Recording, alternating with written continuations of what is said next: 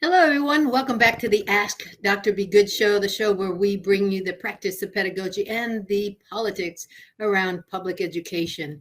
And wow, there's a lot to talk about today when it comes to the politics around public education. We thought we were going to have a nice school start, right? COVID was behind us for the most part. The vaccine was here. It was going to cure everything. Life was going to be wonderful for this start of the new school year. Well, not so much.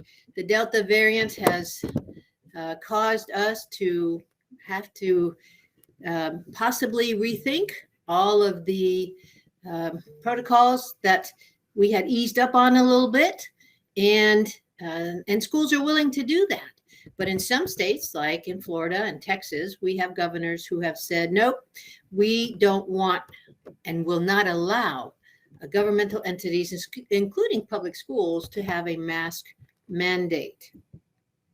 Now, this is despite the science that's out there, the science that says if even vaccinated, first of all, even vaccinated folks can get the Delta variant COVID, but that more kids, the Delta variant is more contagious and it's impacting more kids than the original variant.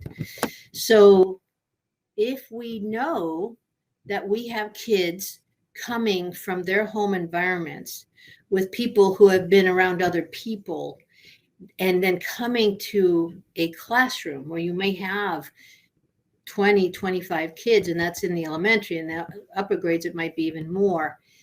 Why would a simple protection like a mask be so political? And I've seen parents who have gone to the school boards and have been on both sides, right? They want the mask mandate. They don't want the mask mandate. I saw one lady who said, I don't want to be told what to do. I think I have a right not to have to do that. Well, I think the science behind this is the same type of science behind the seatbelts, behind helmets. It used to be just motorcycle helmets. Now it's even gone to the bicycle helmet. Nobody's surprised to see kids and adults wearing bicycle helmets because the science just says that if you fall and you hit your head, you will have less of a problem if you wore a helmet. You will have less of a problem if you wore a seatbelt. So we'll have less problems if we allow kids and teachers in school to have a mask on to protect others. I haven't seen a change in the science, and that's nice because for a while there we were having lots of changes in science. But the science behind the mask is that I protect others. And it only works if everybody in the room is also wearing a mask, so that if they come in with germs or the COVID, that they will protect me. So really, we need to have a community feel around this. We need to get past the, I don't want to wear it, therefore I am right, and I don't have to wear it. You know, I'm not saying we should give tickets out for not wearing a mask like we do with seat belts, but it has, you know, again, let me remind you that when we wear a seat belt, we're safe and we don't get a ticket. When we don't wear a seat belt, we're not safe and we could get a ticket. So if we were to think of the mask mandate as the same as the helmet or the seatbelt mandates, then maybe that would make more sense. Because what's making bad sense right now is that we have a political back and forth in states like, again, Florida, Texas, where the local county health departments are at odds with the governor's mask mandate ban. And we have county judges who are encouraging districts to still have a mask mandate. Districts don't know what to do because they want to be legal. They want to follow the government, but they're also, I will tell you, it's those schools that have been open, and we have several that have been open for 2 to 3 weeks now, already are having severe COVID numbers. Matter of fact, we have already 3 districts that have been given permission to close and go virtual for a week or two, depending on the situation, because they have more than 10% out with COVID. I mean, it's already happening. We've only been in school 2 or 3 weeks. Some districts haven't even started, and they're opening up into this craziness. But again, let me bring you some headlines. In Eanes ISD, it was reported that a parent ripped a mask off a teacher's face, and other parents were seen yelling at teachers who were wearing masks. Folks, our kids don't need to see our parents and their parents yelling at teachers, putting their hands on teachers, thinking they can rip that mask off. No, we just, no. In now, one district has tried to do something interesting. In Paris ISD, they're making the mask part of their school uniform. And so,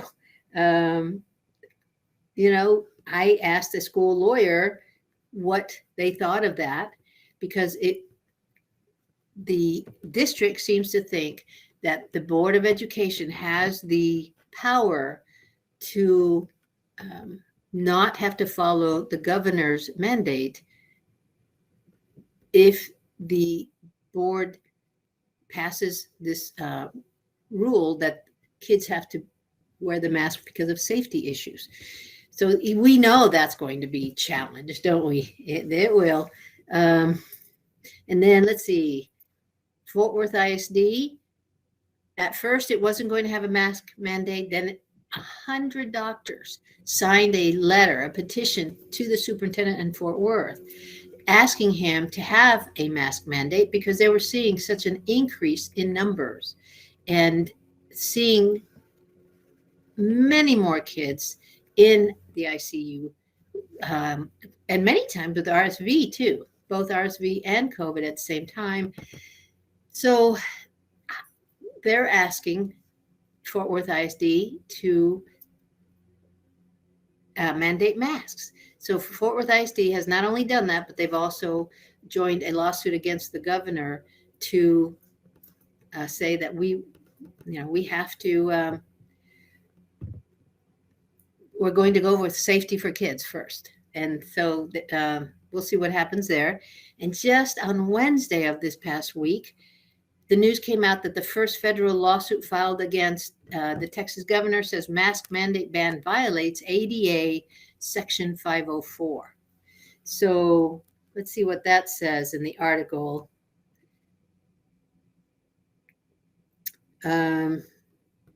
Today, Disability Rights Texas, the federally mandated protection and advocacy agency for Texans with disability, and pro bono partners Winston and Strawn LLP, filed the federal lawsuit on behalf of 14 child plaintiffs against Texas Governor Greg Abbott and the Texas Education Agency Commissioner Mike Morath. The complaint states that the governor's executive order GA38 prohibiting school districts and charter schools from implementing mask mandates is putting students with disabilities at significant risk. It is discriminatory and violates the federal Americans with Disability Acts and Section 504 of the Federal Rehabilitation Act. The COVID-19 pandemic has dramatically impacted children with disabilities, beginning with the closure of the public school system in the spring of 2020. These students lost critical instruction and services continuing into the 2021 school year. Now the Delta variant and a surge in cases is threatening the school year, and students with disability need in-person schooling more than other student groups because they have lost so much more during the pandemic. Many of these students have underlying health conditions and are at high risk for illness and even death due to COVID. And so what they're saying is, we want to send these kids to school. They must go to school. They need school more than any other kid because they have the disability and need that one-on-one or however their IEP states they get their services. And we all know that in-school schooling is better. And yet, because of them not being able to be in a safe environment, many parents with disabled kids are hesitant about sending them back to school. So this is the first lawsuit to challenge the governor's executive order, the first federal lawsuit. The complaint explains how the order is a barrier to public schools for students with disability and that no family should be forced to choose between health and their child's education. It also states that that Texas needs to follow the recommendations of public health officials to include the mandated use of masks in areas with significant exposure. And so again, there's that science. We're ignoring the science. Under Governor Abbott's order, parents of these children face an untenable choice: educate their children at school and expose them to potential severe illness, long COVID, and even death, or keep the children home where they will receive a fraction of their education in one of the least integrated settings available with limited to no exposure to non-disabled peers. Either outcome is a violation of student rights under ADA and Section 504, and both are wholly avoidable. The lawsuit asks for a temporary restraining order that requires Governor Abbott, TEA, and districts named to cease violation of the American with Disabilities Act and Section 504, and allow local school districts and local public health authorities to require masks for students and staff as they determine is necessary. So there's that. And, you know, it was just last month that a survey had come out in July asking parents if they were ready for in-school instruction. And they were. Parents were so ready. 94% of white parents, 84% of African-American parents, and 83% of Hispanic parents were ready to see their kids in school. And that, even though there was a discrepancy between white parents and parents of color, it was less of a gap. So more parents of color were ready to send their kids back to in-school learning. And so, you know, people wanted to come back. They felt that they could come back. So the proportion of parents who plan to send their kids to school in person rose in comparison to the survey that they had done in May. And so if you cast your mind back to the ancient times of July 16th, by that point, Arkansas had had severe outbreak. Cases were rising again nationally in the US, and the Delta variant had become a household term. So in May, people were ready because things were, you know, people were getting vaccinated, more kids were getting vaccinated and all that. And then in July, when the next survey came out, people were more ready because we hadn't really gotten the full flavor of what the Delta variant was going to do. Oh, so parents had sent a strong endorsement that in-person learning, even in spite of serious health concerns, was the necessary and right thing to do. So moreover, the survey revealed that parents whose children were under 12 years old, those not yet eligible for vaccines, were just as likely to plan to send their children to school in person as were parents with kids over 12. Even among parents whose youngest child is immune compromised, 70% reported opting for in-school learning. So that's how anxious they were to get their kids back in school. That's how much they understood that in-school learning was best for them. So now we're back to parents not knowing what to do. So just as a reminder, because I've read somewhere that parents don't know what protocols are going to be in place, what COVID protocols. If you have not gotten information from your school yet about what COVID protocols are going to be in place for this new school year, please reach out and ask them. They may not have your up-to-date email. Now, I'm always working towards new listeners, hoping that new people are on and we have a new and ever-growing fan base to, because some of you have heard me say this, but I'm working to the gaps in the room as I always do. Please, please, please do not be held hostage by your school and the lack of communication from your school. Please reach out to them, reach out to your school principal, really, to ask them what is the school doing as far as hygiene is concerned? Are you keeping up with the same type of protocols with the sanitizing the bathrooms more now? sanitizing the doorknobs and the light switches and all of that? Are you doing that as much as you did last year? Because last year, that seemed to work, along with, of course, the masks. And are we taking temperatures? All of that. So please never be held hostage by the lack of communication on the part of your school. Now, let me transition, because there are some interesting positives in our having gone through and going through still the pandemic. And that is that we actually have some ways that can already be seen in how COVID-19 has changed public education in America permanently. So this article by Recovery Lab is a research lab. And so they have been, of course, studying, all of these medical, psychological, and instructional research organizations have been just in heaven, I hate to say it, being able to study the impact that and the outcomes caused by the pandemic. Things that we never anticipated and now are understanding that it's going to be more common in our world, and it's probably not going away, right? And so here are 5 ways that it has changed. Number 1, no school or college is an island. And so,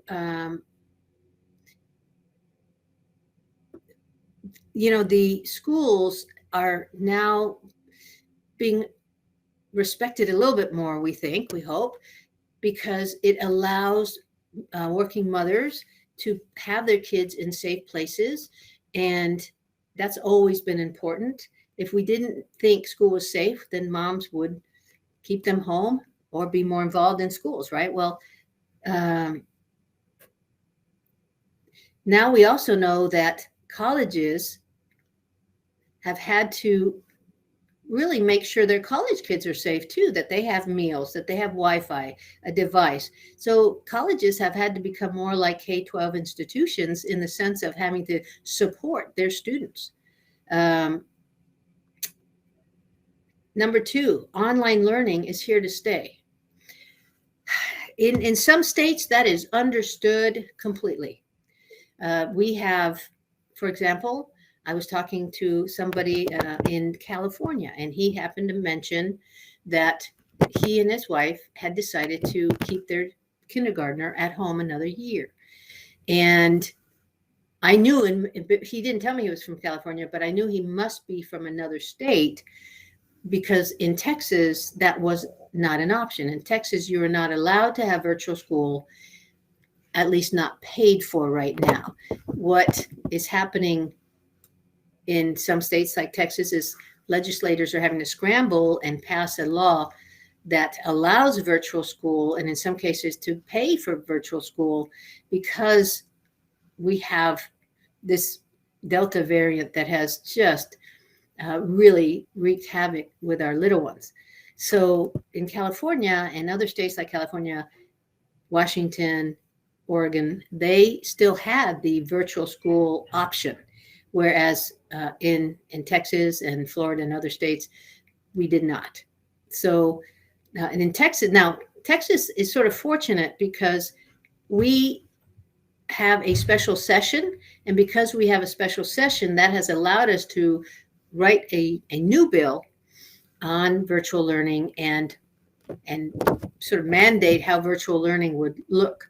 I think I talked about this last week, where the bill was supposed to go until 2027, but a lot of legislators did not want that bill to last that long. They wanted to last till 2023 so that they could study it and look at the data. And I found the reason behind that to be very interesting. The reason why they did not want it to go on to 2027 is because they did not want to send the message that virtual school is here to stay. We've let that dog out of the box, and that, I don't know what the right expression is, but that box has been opened. I don't think you can stuff that stuff back in. You can put it off a little bit longer, but now when we have sick kids, when we have kids who can't be at school but can still be online and keep up with school, why would we not do that? So to me, it doesn't speak very in a bit forward-thinking way of some of our legislators who are afraid that virtual school might become too much of a permanent part of our public education. So that's still going to be changing. But virtual school is here to stay in some form or another. Some states will embrace it faster than others, but it's here to stay. Technology is a basic need. Number 3, technology is a basic need. We know that. We've accepted that. We have, and this is where the schools and the districts across the state and country can be really congratulated, is that they have really gone out of the way in the last year and a half to ensure that every child had a device. Those kids that needed hotspots, Wi-Fi, they either gave free Wi-Fi's, hotspots, they either found companies that had very low cost internet. I mean, it's been amazing how supportive really our education agencies have been, and I shouldn't just say Texas, because this is across the country, where we have been able to make sure that basic technology gets in the hands of all of our families, at least our families with kids. So that's what's been accomplished in a year and a half is something that we really, as educators, really need to pat ourselves on the back for. Texas Education Agency people need to do that as well, because they were all part of that. They broker deals with internet providers, they broker deals with device providers, and really we got devices in the hands of millions of kids in really a short period of time, and so did others across the state. College admissions will never be the same. This is sort of an interesting take on the pandemic. So thank the pandemic for piercing the invincibility of standardized college entrance exam, namely the SAT and ACT, which for decades has been a mandatory part of applying to a selective college. Despite evidence that the disadvantaged minority and low-income students really, they tended not to take the test, not do as well on the test, and so forth. But with test dates canceled because of COVID and no easy way to administer them remotely, hundreds of colleges allowed students to apply for this year without submitting scores from one of these tests. There was already momentum in this direction before the pandemic, but now it will be difficult to go back. So in a survey by ACT, most colleges said that they were unlikely to return to requiring the test in the next few years. So soon after the traditional May 1 deadline to accept an offer from a selective college, colleges will learn whether eliminating the testing mandate means that they will be enrolling more racially and economically diverse class of freshmen. And then over time, the colleges will be able to see how students admitted without the test score in comparison to those submitted with tests. And that's, of course, that's great data.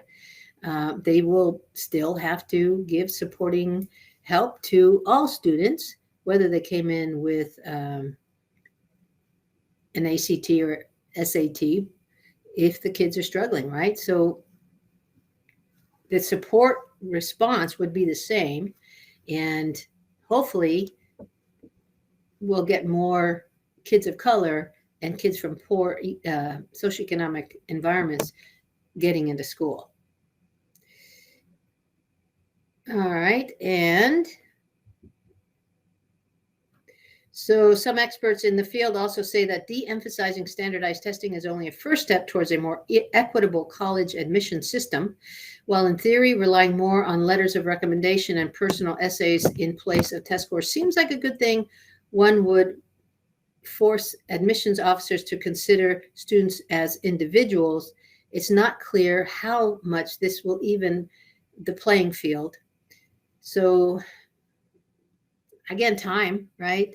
They need to do it, and they need to check and keep track of those students that are coming in compared to those that came in with the test, and see what happens. See if it's worth it to not have those college entrance exams, because now more kids of color are able to apply and get in. Let's see. Education, this is lesson number 5. Education needs massive reinvestment. Well, you've heard me talk about that, folks, haven't you? You have heard me talk about the fact that we need to make sure we constantly, matter of fact, this show, the premise of the show is based on this number 5. It's tempting to think of the annual or biannual ritual of wrangling over a state budget as political theater, to think that advocates will always claim the sky is falling, that money comes and goes, and it doesn't make much difference. The pandemic has proved otherwise. The 2008 financial crisis began in a long slide in funding for public education that didn't really recover in some states. As of 2016, there were still 26 states that still were spending less on education per student than before the Great Recession. And schools had 77,000 less teachers, even though we had 1.5 million more students. So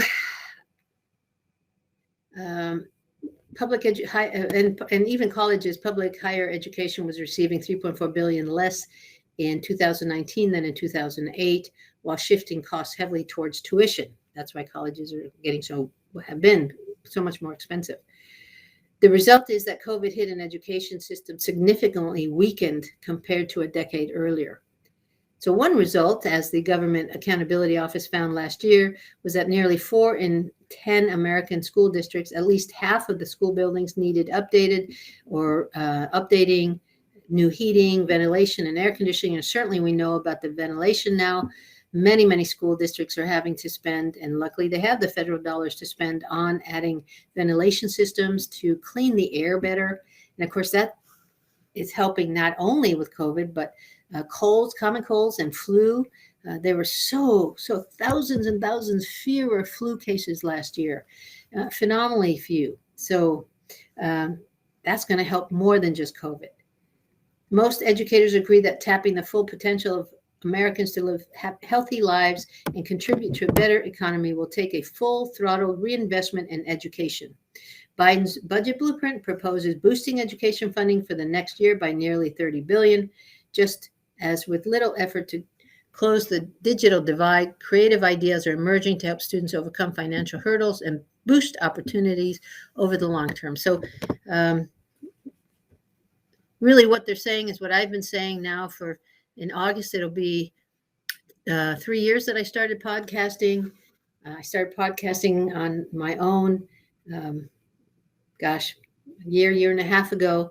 And the whole premise is that if we don't continue funding public education in a way that leads us to kids who graduate with more than the ability to work at McDonald's, we are hurting our economy, our future economy, and that should be a worry to us. As always, time goes by quickly when we're talking about politics and public education, so thank you for being on. We hope that you'll stay tuned, come back next week, and if you liked what you heard, go ahead and forward the show to people. Remember, not only people with kids and grandparents with grandkids, they're not the only ones who need to hear this. Everybody needs to care about public education, whether they have kids or not.